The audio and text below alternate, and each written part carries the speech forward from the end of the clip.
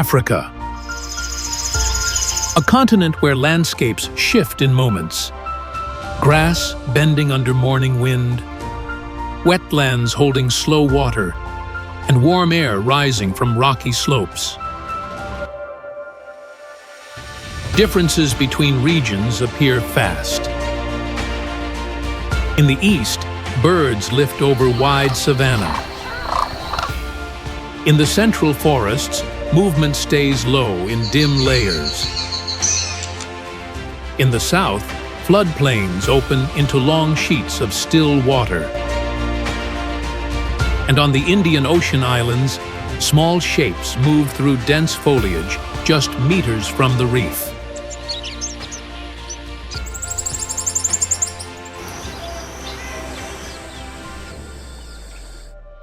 In this episode from BBTV Official, we cross Kenya's grasslands, Gabon's forests, Zambia's wetlands, and Madagascar's shaded understory to meet the birds that give these places their rhythm. Each glimpse is brief, but together they show how wide this continent's bird life truly spreads. If you'd like to follow the journey, stay with us. Africa has more to reveal.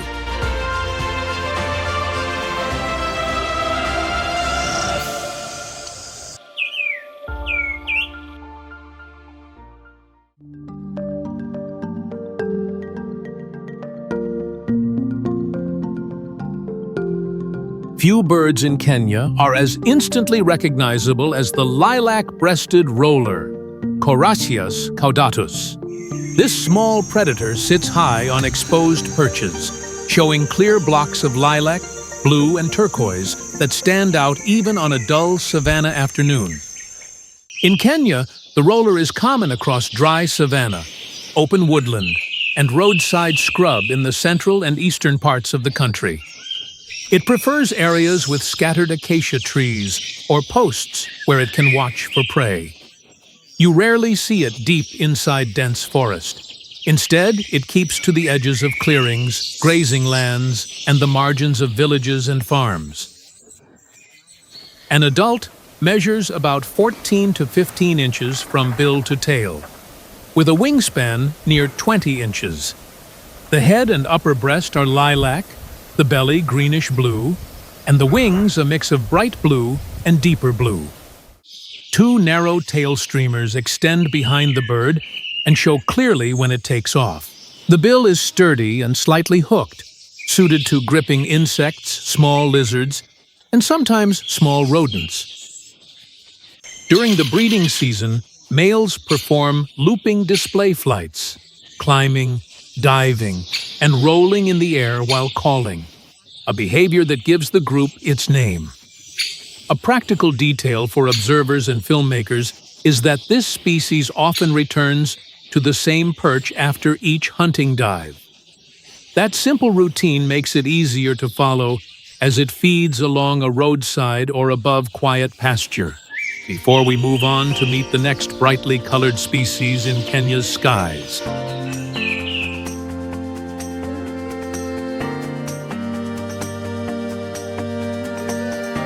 Eastern Kenya holds long belts of dry bushland and scattered acacia trees, and this landscape suits the golden-breasted starling, Lamprotornis regius, perfectly. It avoids dense forest and prefers low trees spaced widely apart. Small groups move together through these open patches, jumping between shrubs and keeping a loose formation that allows each bird to feed without crowding the others. Adults reach about 9 to 10 inches in length. The chest is a strong golden yellow. The back is coated in iridescent greens and purples, and the tail is slim and dark blue. The bill is short and straight, shaped for picking insects, small fruits, and soft-bodied prey. In good light, the color blocks appear bold and clean, making the bird easy to recognize even when it is partly hidden in scrub. Golden-breasted starlings stay active throughout the day. They hop quickly along branches, search between leaves for insects, and sometimes chase prey with short flights. Their calls are simple and clear, helping group members keep contact when they move through thicker parts of the bush. During the breeding season, they nest in cavities, often in old termite mounds or natural holes in trees, and work together to raise the young. A small detail about this species is that family groups often remain together for long periods, even outside the breeding season. From here, we head farther south across the channel to Madagascar, where a brightly colored forest bird takes the spotlight next.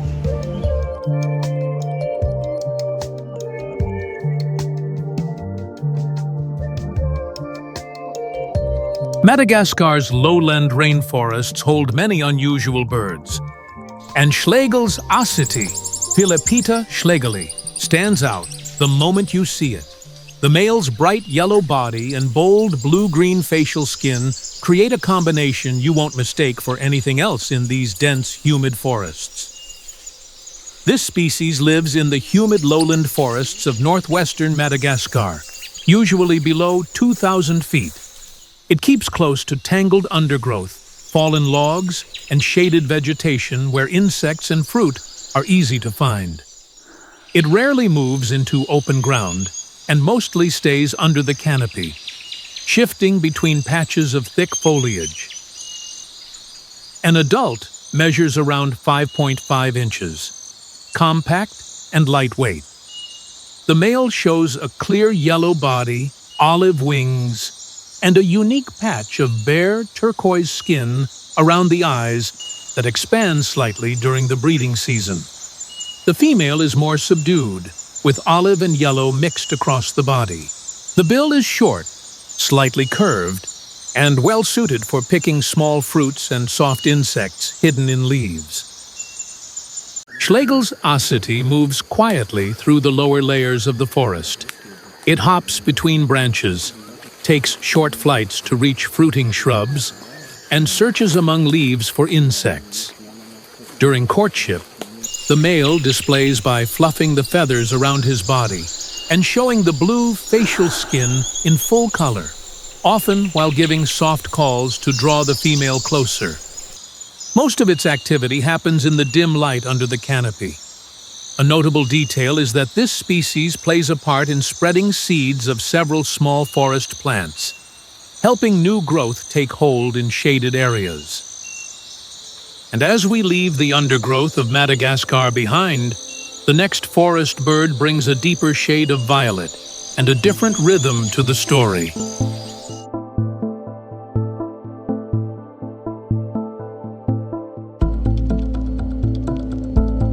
Kenya's woodlands and river-edge forests hold many colorful birds, but the male violet-backed starling, Ciniricinklus leucogaster, draws the eye in a very direct way.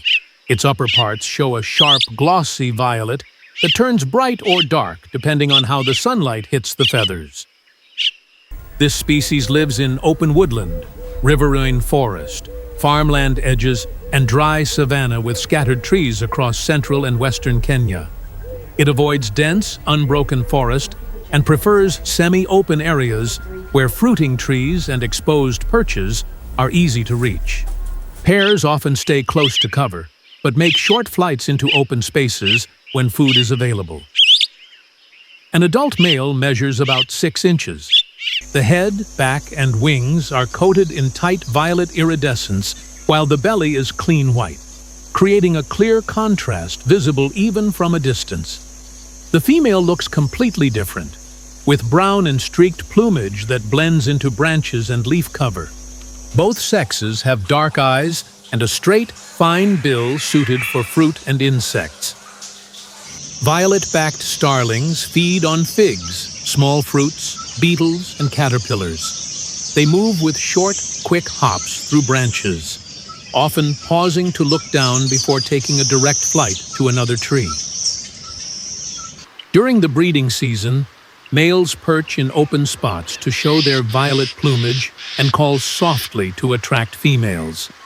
Nests are placed in natural cavities, often in old woodpecker holes or small openings in tree trunks.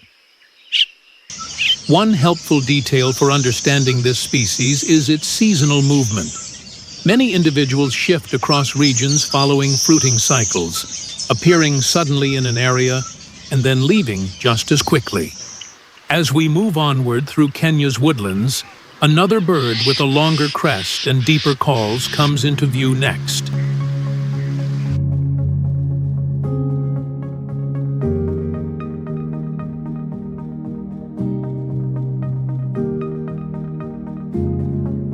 In Ethiopia's woodlands, the double-toothed barbet, Libius bidentatus, is one of those birds you notice quickly.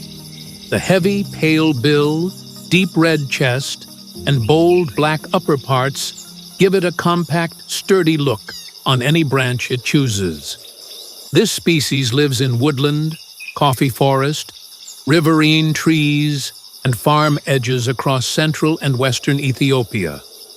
It prefers areas with scattered medium-height trees rather than dense, closed forest.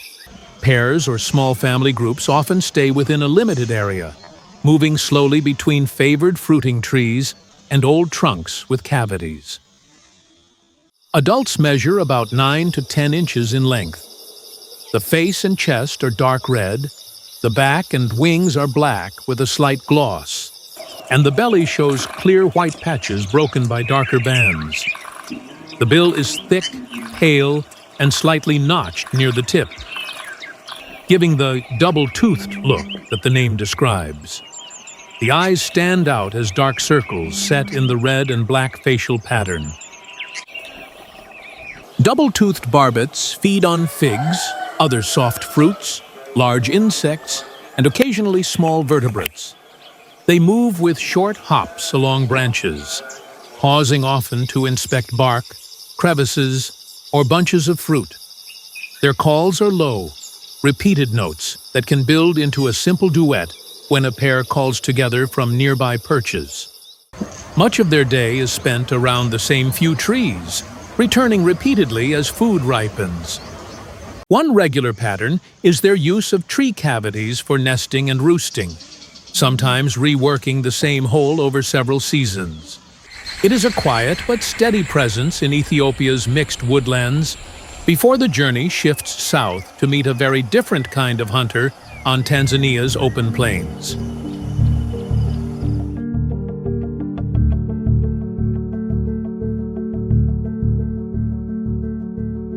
Tanzania's open plains always feel spacious, but the secretary bird, Sagittarius serpentarius, fills that space in a different way. The first impression is always the same: long legs, an upright walk, and a crest of loose feathers that moves slightly each time the bird steps forward. This species lives across grassland, lightly wooded savannah, and open scrub in northern and central Tanzania. It keeps to wide, open ground where visibility is clear and prey can't hide easily. Individuals or pairs walk long distances each day, covering fields with a slow but steady pace. Adults stand about 4 feet tall with a wingspan of roughly 6 to 7 feet. The body is pale gray, the wings dark, and the legs long and bare. The head carries a short, hooked bill and a bright orange facial patch around the eyes. The crest feathers trail loosely behind the head and move with every step. On the ground, the bird looks more like a walking hunter than a typical raptor. Secretary birds feed mainly on snakes, lizards, insects, and small mammals. They use strong kicks to strike prey, often pinning or stunning it before swallowing it whole. Their hunting style is simple to watch: long strides, a sudden strike, then a moment of stillness before moving on again. During the breeding season, they build large stick nests high in flat-topped trees, returning to them for several years.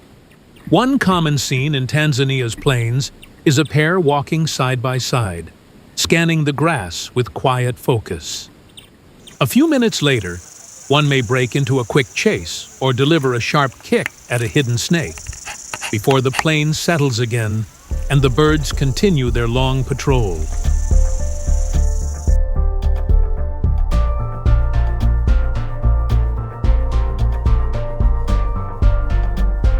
Cameroon holds some of Central Africa's most humid and layered forests, and the great blue turaco, Corythaeola cristata, is one of the most noticeable birds moving through that canopy. Its size alone catches attention, but the soft blue body and raised crest make an even stronger first impression. This species lives in lowland and mid-elevation rainforest, especially in mature forest with broad crowns and thick lianas. It spends most of its time in tall trees, shifting between fruiting branches and shaded corridors along the upper canopy. It seldom descends to the ground and prefers roots that stay hidden behind leaves. An adult reaches about 28 to 30 inches from bill to tail, making it the largest turaco. The body is blue-green. The underparts show a wash of yellow, and the wings hold muted red patches visible only during short flights. The crest rises as a loose, dark blue tuft on the head. The bill is thick, yellow with a hint of red near the base, built for gripping fruit.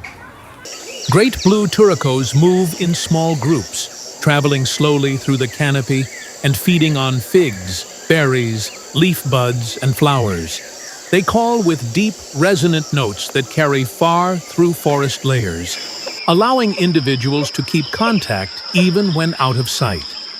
Their flights are slow and deliberate, usually just long enough to cross from one crown to the next. A typical scene is a group pausing on a high branch, gently shifting their weight before moving on again. The final glimpse is often a broad blue shape disappearing behind leaves as the forest sound returns to its usual mix of insects and distant calls.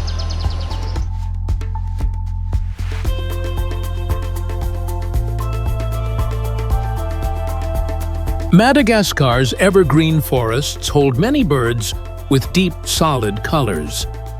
And the blue coua, Coua caerulea, is one of the clearest examples. Its first impression comes from the even blue plumage spread across the entire body, with a facial patch that shows a clean, bright ring when it turns toward the light. This species lives in humid lowland and mid-elevation forest along the eastern side of Madagascar. It stays inside dense vegetation, moving through tangles of vines, palm understory, and broad leaves where fruit and insects are easy to reach. The bird uses shaded pathways under the canopy and rarely appears in fully open areas. Adults measure around 17 inches, with a long tail that makes up nearly half the length. The plumage is a consistent blue, slightly darker on the wings and tail. The bare facial skin forms a smooth oval of pale blue and black, visible even when the bird is partly hidden. The bill is straight, dark, and moderately long, suited for grasping fruit, caterpillars, and small invertebrates. Blue couas move with steady, quiet steps along branches. They hop between low and mid-level perches, search under leaves for insects, and take short flights when shifting between dense thickets. They swallow fruit whole and play a role in spreading seeds through the forest. Their calls are soft and repeated, often heard before the bird comes into view. A common moment is the bird pausing on a mid-level branch, its tail hanging straight down as it scans the leaves ahead. Then it slips forward again, leaving a faint motion in the understory as the forest settles back into its usual rhythm.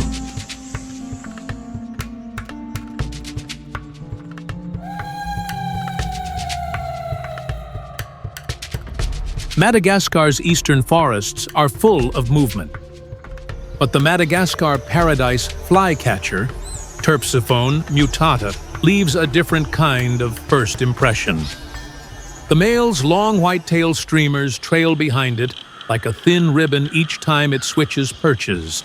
while the female shows warm chestnut tones that stand out in filtered forest light. This species lives in humid lowland and mid-elevation forest edge, shaded plantations, and wooded gardens across eastern and northern Madagascar. It keeps to areas with layered branches, mid-level shade, and enough open gaps for short flights during hunting. The bird moves between islands of vegetation, rarely staying long in one spot. Adults measure around 7 to 8 inches, but males in full plumage can reach over 12 inches when the tail streamers are included. The male is mostly white, with a dark head and long central tail feathers that extend well beyond the body. The female is chestnut above, pale below, and lacks the long tail. Both have a narrow blue ring of skin around the eyes and a fine, dark bill used for catching insects. Madagascar paradise flycatchers feed by sallying from a perch, waiting, launching forward, and grabbing insects in midair. They also hover shortly in front of leaves to pick off caterpillars and small spiders. During the breeding season, males display with short flights around the nest area, letting the long tail trail behind as they circle slow, steady arcs. One scene you often notice is the male returning to a low branch, tail streamers swinging slightly as it settles. After a brief pause, it hops to the side and heads deeper into the shaded understory, leaving the branch gently moving behind it.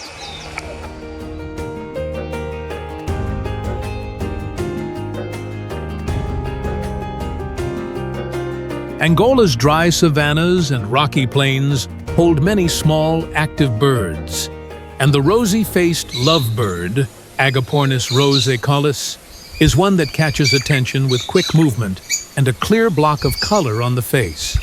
Its soft pink mask stands out cleanly against green upperparts when it lands on a branch or the edge of a waterhole. This species lives in arid woodland, scrubland, and semi-desert zones across southwestern Angola.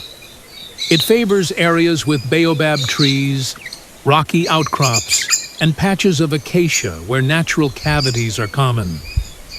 Small flocks stay close to water sources during dry periods, moving between scattered trees and open ground with steady direct flights. Adults measure around 6 inches. The face shows a warm pink tone that shifts slightly in intensity depending on light. The upper parts are green, the rump is blue, and the tail shows dark patches that are easy to see when it turns.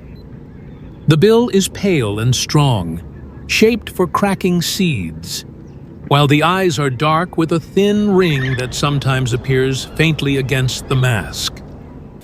Rosy-faced lovebirds are social and almost always found in pairs or small flocks. They feed on grass, seeds, buds, and small fruits, often climbing along thin branches with short, careful steps. Their calls are sharp and repetitive, helping individuals keep contact when they fan out across low shrubs. When nesting, they seek natural cavities in trees or rocks, carrying strips of bark or leaves tucked into their feathers. A common sight near dusk is a group gathering on a favored tree, shifting positions as they settle in for the night. The last movement is usually a quick adjustment of wings and a brief chirp before the flock grows still against the fading light.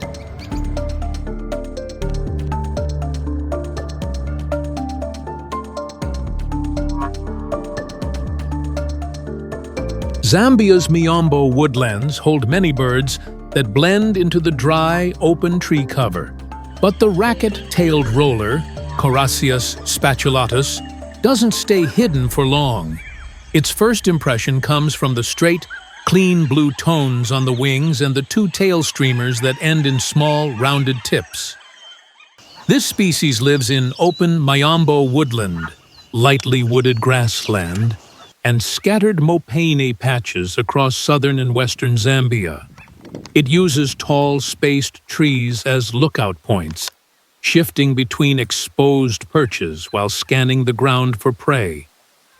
It avoids dense forest and is most active where sunlight reaches the understory easily. Adults reach about 10 to 11 inches, not counting the tail streamers. The body shows blue, turquoise, and brown in well-defined sections, while the head is pale with a soft wash of gray. The tail streamers are long and narrow with small, paddle-like ends that give the species its name. The bill is dark and slightly hooked, suited for seizing insects and small vertebrates. Racket-tailed rollers hunt by dropping from perches onto insects, lizards, and small frogs. They fly with quick, direct wing beats and often return to the same branch after each strike. Pairs communicate with repeated, rising calls that help them stay connected across open woodland. During courtship, both birds perform looping flights that show the tail streamers clearly against the sky. A small detail that often stands out is how the bird balances its long streamers when it shifts position on a branch. The tips move just a moment behind the body as it settles, and then the whole shape becomes still again before the bird launches for another short flight through the miombo.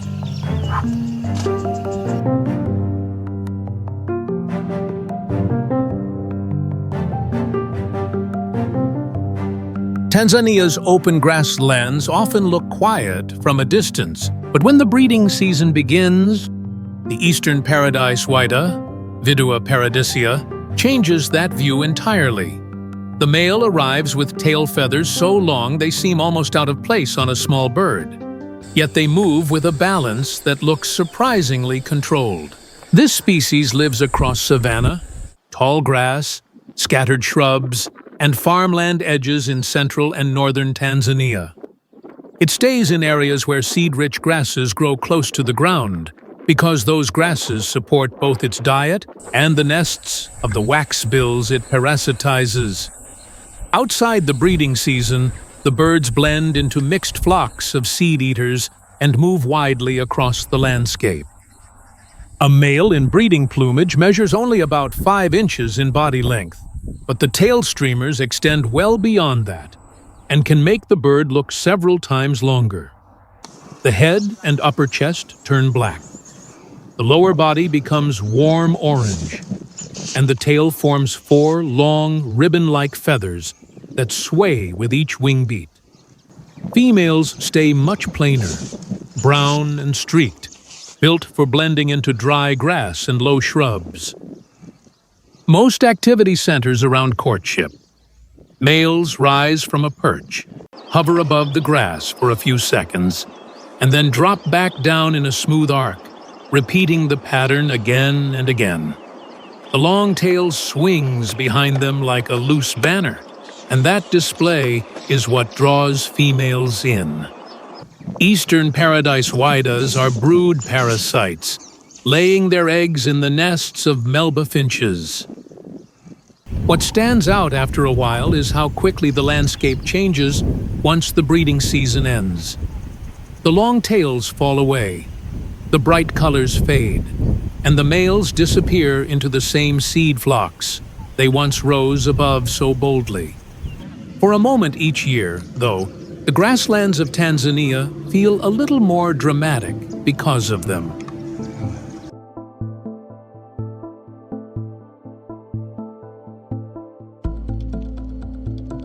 Ethiopia's highland woodlands and moist forests hold many birds with clean, sharp colors, and the African emerald cuckoo, Chrysococcix cupreus, makes a strong first impression the moment sunlight reaches its feathers. The male's upper parts show a deep green gloss, and the bright yellow belly forms a clear band when it shifts position on a branch. This species is found in wooded valleys, forest edges, riverine strips, and highland thickets across western and southwestern Ethiopia. It prefers areas with tall trees, layered foliage, and enough open gaps for short flights while hunting insects.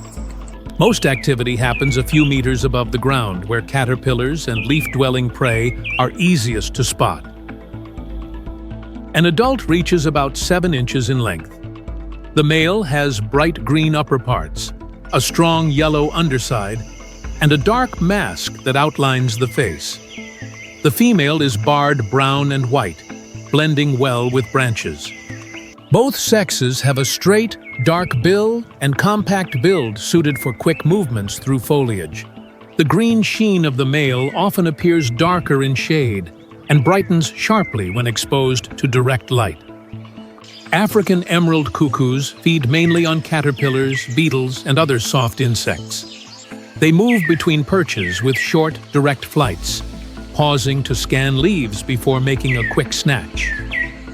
The call is a clear, rising whistle, repeated in steady intervals and heard often before the bird comes into view. Like many cuckoos, the species practices brood parasitism, placing its eggs in the nests of small forest birds that unknowingly raise the chicks. The species remains widespread and is currently listed as least concern, though it depends heavily on healthy woodland. A typical final glimpse is the male turning once on a shaded branch, the yellow belly catching light for a moment before it crosses quietly into thicker leaves. Gabon's riverine forests and shaded wetlands hold a number of forest kingfishers, and the blue-breasted kingfisher, Halcyon malimbica, is one of the most noticeable. Its first impression comes from the broad blue band across the chest and the clean contrast between dark upper parts and pale underparts when it pauses on a branch above still water. This species occupies mangrove edges, swamp forest, slow rivers, and moist woodland across western Gabon. It prefers shaded water channels lined with low branches where it can sit quietly and watch for prey. The bird spends much of its time on exposed perches a few feet above the water, shifting only when something moves below. Adults measure around 10 to 11 inches. The crown and back are dark, often appearing blackish-blue in low light. The chest shows a strong blue band, while the belly is pale.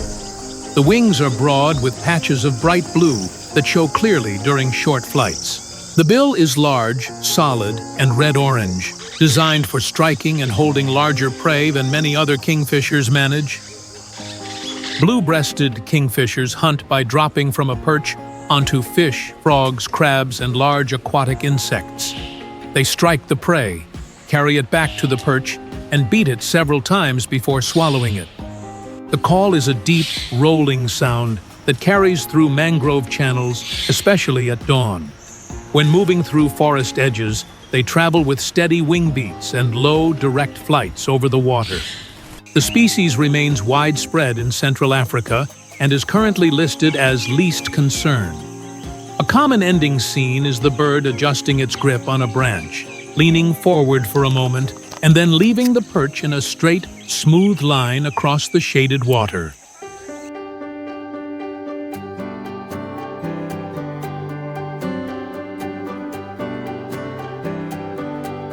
South Africa's fynbos shrublands are filled with small, active birds, but the orange-breasted sunbird, Anthobaphis violacea, tends to catch the eye faster than most. The male's first impression comes from the metallic green head and the bright orange patch across the chest that shows cleanly even in the cool morning light. This species is restricted to the fynbos belt of the Western and Eastern Cape, living among proteas, ericas, and other flowering shrubs. It stays close to slopes and open patches where nectar-rich plants grow in dense clusters. Most movement happens just above the shrubs, with short flights between blooms and occasional pauses on thin stems. Adults measure around 5 to 6 inches. The male has a shimmering green head, deep blue throat band, orange chest, and olive wings. The female is olive brown with a faint yellow wash on the underside. Both have long, curved bills designed for reaching deep into tubular flowers, and their wings are narrow and quick, matching the constant pace of nectar feeding. Orange-breasted sunbirds feed mainly on nectar, but also catch small insects around flowering shrubs. They hover briefly in front of blossoms or perch on flexible stems that bend under their weight. When pairs move together, they call with sharp notes that help them keep contact across the fynbos. During breeding season, males defend small patches of flowering plants, chasing intruders with fast, direct flights. A simple detail worth noting is how often this species returns to the same flowering stems during a good bloom. The last glimpse is usually a quick hover near a protea before it darts off to another patch of bright flowers on the slope.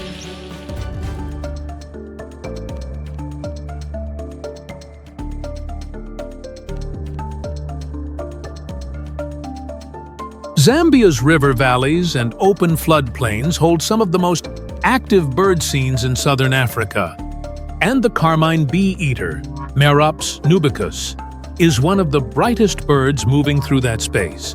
Its first impression is direct: a clean red body, blue crown, and black mask that forms a sharp line across the face. This species lives along major rivers, sandbanks, grasslands, and open woodland across western and southern Zambia. It favors wide, unobstructed areas where flying insects gather in large numbers. During the breeding season, large colonies appear along vertical riverbanks, where the birds dig long tunnels into soft sand to raise their young. Adults measure around 14 inches, including the slightly elongated central tail feathers. The body shows deep carmine red. The crown and throat are blue, and the wings shift between red and brown depending on light. The bill is long, thin, and curved downward, adapted for catching insects in flight. The underparts keep a smooth, uniform color that makes the bird easy to identify even from a distance. Carmine bee-eaters feed mainly on bees, wasps, flying ants, and large beetles. They hunt by sallying from exposed perches, often launching straight into the air to intercept prey. After catching an insect, they return to a perch, press the prey against the branch to remove stingers or wings, and swallow it. In larger groups, birds call back and forth with short, sharp notes that carry well across open land. The species remains widespread and is listed as least concern, though breeding colonies depend on stable riverbanks. One common ending scene is a bird leaving its perch with 2 quick wing beats, rising into open sky and joining a loose line of bee-eaters moving along the river's edge.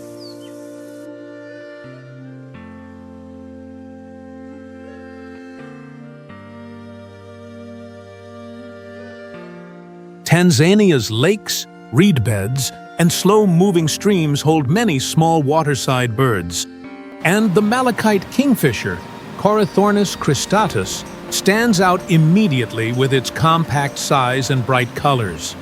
Its first impression often comes from the blue crown catching the light as it shifts on a thin reed above the water.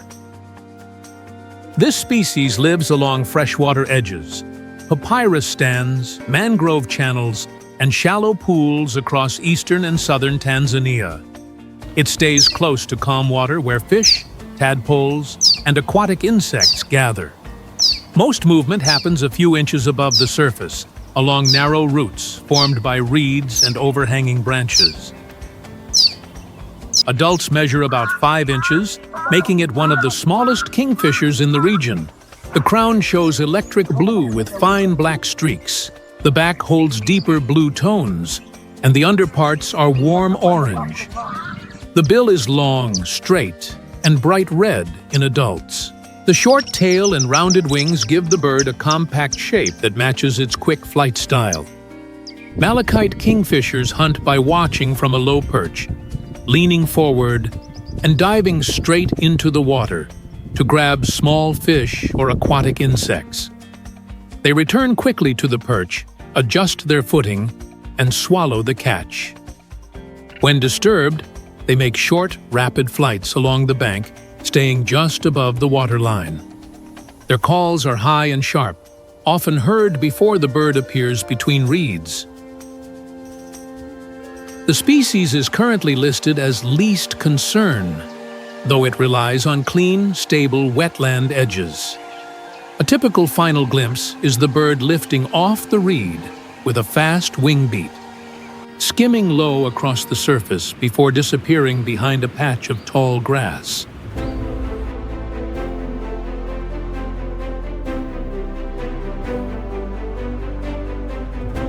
Gabon's grassy clearings and open woodland edges often look calm at first, but the red-collared widowbird, Euplectus ardens, changes that the moment a breeding male appears.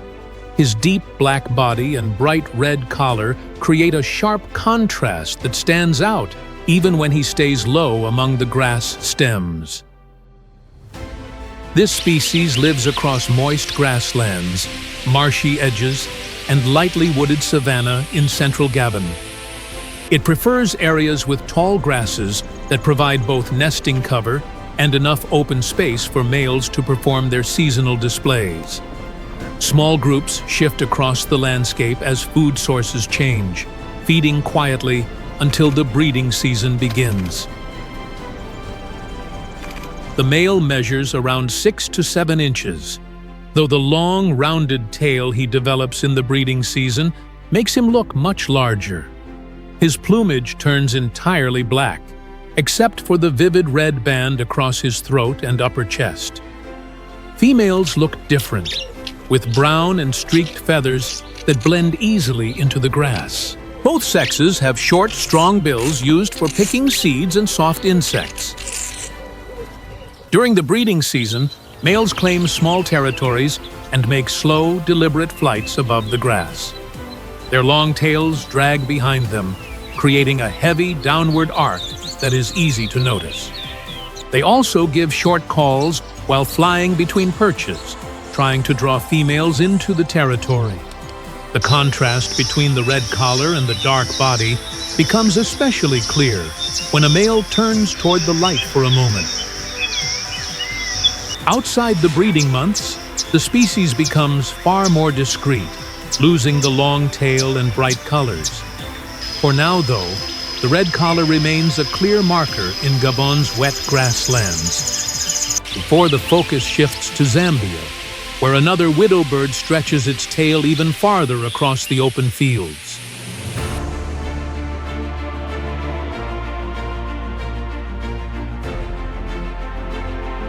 Zambia's open grasslands often look simple from a distance, but the long-tailed widowbird, Euplectus progne, changes that the moment a breeding male lifts off.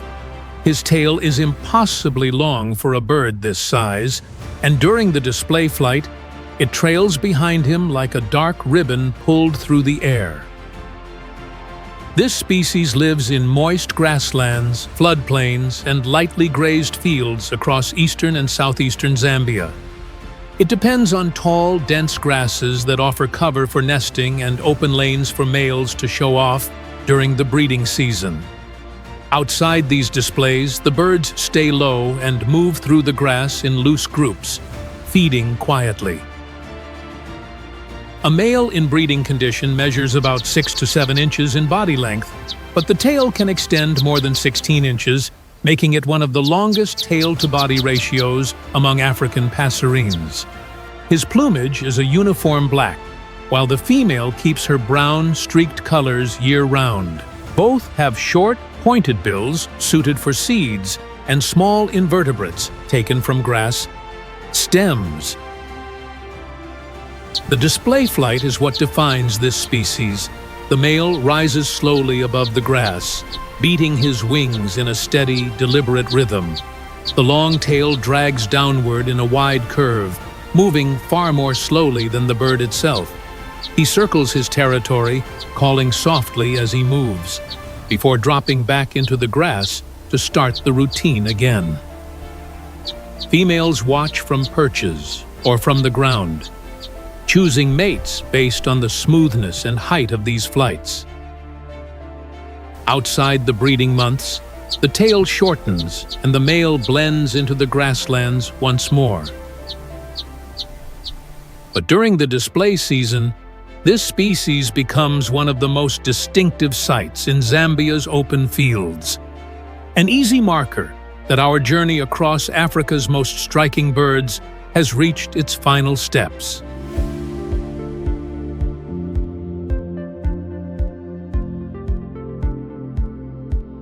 Kenya's highland grasslands often feel quiet at first glance, but Jackson's widowbird, Euplectes jacksoni, breaks that stillness in a very specific way.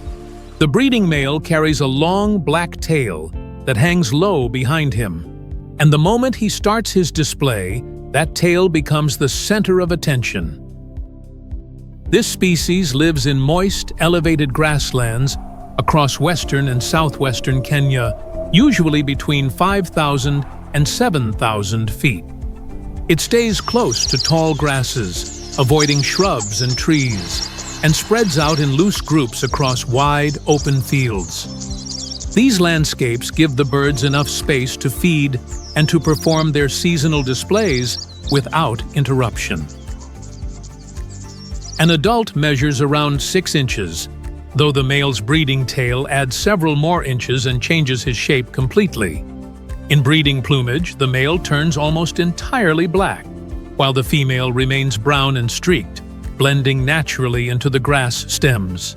The bill is short and sturdy, well suited for picking grass seeds and small insects.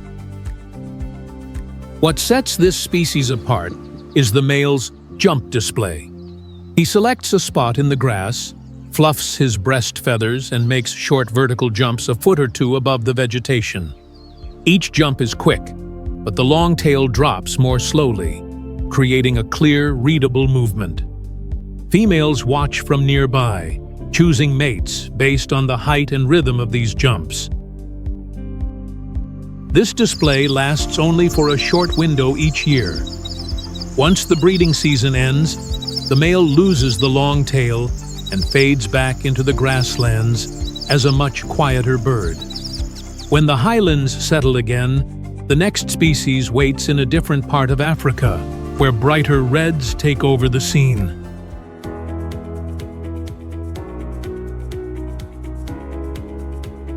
Across this journey, each region has shown a different part of Africa's bird life, from open grasslands to deep forest shade, from wetlands to island understory.